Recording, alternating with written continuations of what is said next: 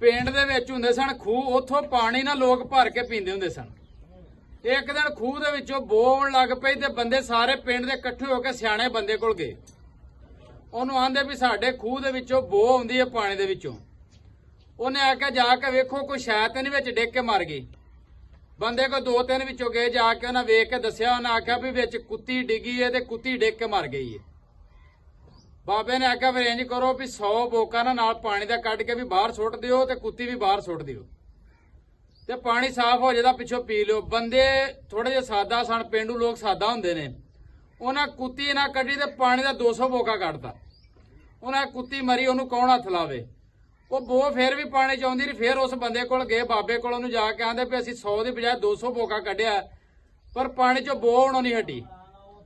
ਉਹ ਬਾਬੇ ਨੇ ਆਖਿਆ ਗੱਲ ਇਹ ਵੀ ਬੋਕਾ ਭਾਵੇਂ ਤੁਸੀਂ 1000 ਵੀ ਕੱਢ ਲਓ, ਬੋ ਇਸੇ ਤਰ੍ਹਾਂ ਬਰਕਰਾਰ ਰਹਿਣੀ ਹੈ ਜਦੋਂ ਤੱਕ ਤੁਸੀਂ ਕੁੱਤੀ ਨਹੀਂ ਪਾਣੀ ਚੋਂ ਕੱਢੋਗੇ।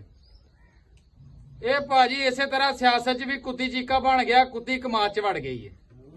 ਪਹਿਲੋਂ ਤੇ ਇਹਨਾਂ ਨੇ ਮੱਕੀ ਵਾਲੇ ਰੋਲੇ, ਫਿਰ ਕਪਾਹ ਵਾਲੇ ਰੋਲੇ, ਹੁਣ ਕਣਕ ਵਾਲੇ ਰੋਲੇ, ਫਿਰ ਝੋਨੇ ਵਾਲੇ।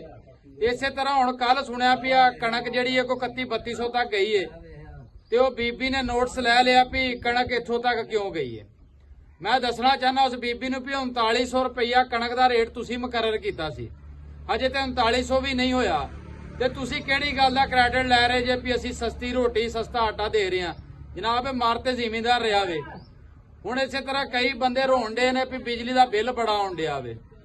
ਮੈਂ ਨਾ ਵੀ ਇਹਨਾਂ ਨੂੰ ਰੋਣਾ ਚਾਹੀਦਾ, ਇਹਨਾਂ ਦੀਆਂ ਚੀਕਾਂ ਨਿਕਲਣੀਆਂ ਚਾਹੀਦੀਆਂ ਨੇ, ਕਿਉਂਕਿ ਕੱਲ ਤੱਕ ਜਦੋਂ ਜ਼ਿਮੀਂਦਾਰ ਜਿਹੜਾ ਸ਼ੁਰ ਹੁੰਦਾ ਸੀ ਉਦੋਂ ਇਹ ਲੋਕ ਜਿਹੜੇ ਨੇ ਤਮਾਸ਼ਾ ਬਣਾਉਂਦੇ ਸਨ, ਇਹਨਾਂ ਦਾ ਮਜ਼ਾਕ ਬਣਾਇਆ ਹੋਇਆ ਸੀ ਇਹਨਾਂ ਨੇ।